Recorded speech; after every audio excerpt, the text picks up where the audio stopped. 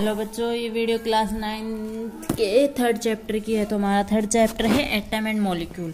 तो मैं इसके बारे में आपको समझाऊंगी। तो फर्स्ट टॉपिक आता है लॉ ऑफ केमिकल कम्बिनेशन। देखो, लॉ ऑफ केमिकल कम्बिनेशन क्या होता है। हम कोई रिएक्टेंट लेते हैं, जैसे हमने चीनी ली और पानी लिया और दोनों को मिला दिया तो हमें मीठा पानी मिलता है ना। तो चीनी और पानी हो गया रिएक्टेंट और उन दोनों को मिलाया तो हमें मिला प्रोडक्ट। ठीक है, तो हम कुछ रिएक्टेंट लेते हैं, कुछ केमिकल कम्बिनेशन करते हैं। तो सबसे पहला ये केमिकल कम्बिनेशन दो प्रकार की होती है। Law of conservation of mass. Law of conservation of mass क्या कहता है कि हमने जितना प्रोडक्ट लिया है ना उतना ही हमें जितना रिएक्टेंट लिया है ना उतना ही हमें प्रोडक्ट मिलेगा। जैसे कि हमने 1 किलो चीनी में और 1 किलो पानी ऐड किया है तो हमें जो प्रोडक्ट मिलेगा ना वो 2 किलो मिलेगा। ठीक है, समझ रहे हो ना आप।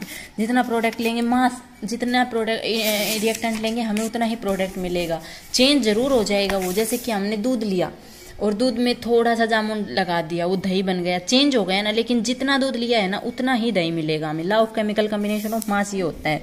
और दूसरा होता है लॉ ऑफ कांस्टेंट प्रोपोर्शनेट। इसका मतलब ये होता है कि जैसे कि हमने वाटर लिया और वाटर कैसे बनता है, H2O, हाइड्रोजन 1 और ऑक्सीजन के 8 मॉलिक्यूल होते हैं, दोनों मिल जाते हैं तो हमें वाटर मिल जाता है। और जो वाटर मिलता है ना तो 1 ग्राम ऑफ हाइड्रोजन और 8 ग्राम ऑफ ऑक्सीजन मिलते हैं, तब हमें 9 ग्राम ऑफ ऑक्सीजन मिलता है। अगर हम 9 ग्राम ऑफ ऑक्सीजन को तोड़ेंगे तो हमें 1 ग्राम ऑफ हाइड्रोजन और 8 ग्राम ऑफ ऑक्सीजन ही मिलेगा।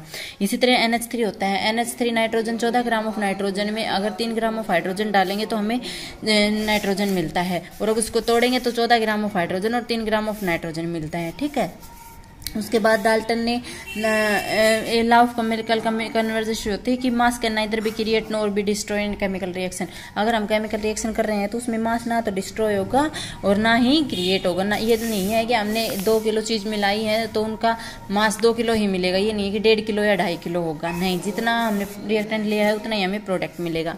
मोस्ट इंपॉर्टेंट है Dalton atomic theory. All matter is made of small टिनी particle called atom. जितनी भी एलिमेंट है, जैसे कि बुक ही है, ये फोन है, कोई भी एलिमेंट है, सब छोटे से पार्टिकल से मिलकर बने हुए हैं और उस पार्टिकल को क्या कहते हैं, एटम। और ये वो पार्टिकल है कैन नॉट बी क्रिएट और डिस्ट्रॉय। ये पार्टिकल किसी भी केमिकल रिएक्शन में ना तो क्रिएट हो सकता है ना डिस्ट्रॉय हो सकता है। Atom given identical mass same chemical property.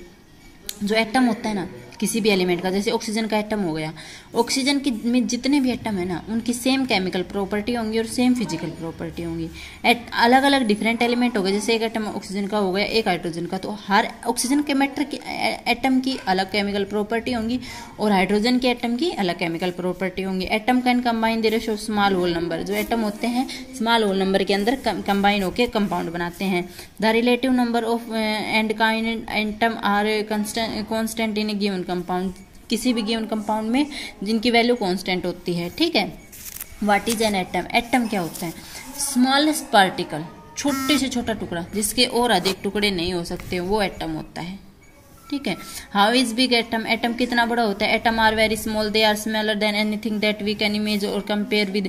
ये इतना छोटा होता है कि हम सिर्फ इसके इमेज कर सकते हैं। More than million of atom when we stack with they make a layer of ब्ली as thing as sheet of paper. जो मिलियंस ऑफ एटम मिल जाएंगे, 1 लाख अरब एटम मिलके, और कितनी मोटी शीट, कितनी ज्यादा शीट बनाएंगे, कितना मोटा होंगे, जितना एक शीट की थिकनेस होती है, मोटाई होती है ना, उतनी ज़्यादा लेयर बनाएंगे इतने एटम मिलके।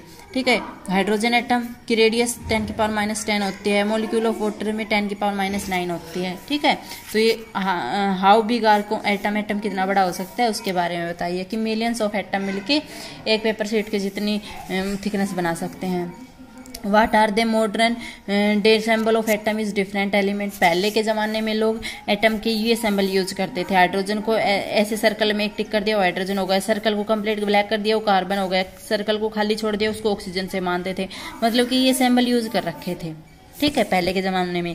लेकिन फिर बाद में साइंस का डेवलपमेंट होता गया और एक नए सिंबल आए कि जो भी एटम है, जैसे हाइड्रोजन का H ले लिया, एल्यूमिनियम का Al ले लिया, कोबाल्ट का CO ले लिया, और देखो CO ये ले रखा है ना कि CO, ये कार्बन और ऑक्सीजन, कार्बन मोनोऑक्साइड बन जाएगा। ठीक है, तो ये थोड़ा सा है, ये कुछ एलिमेंट्स के नाम और उनके सिंबल दे रखे हैं जो आपको याद करने हैं। आगे नेक्स्ट वीडियो में। थैंक्स बेटा।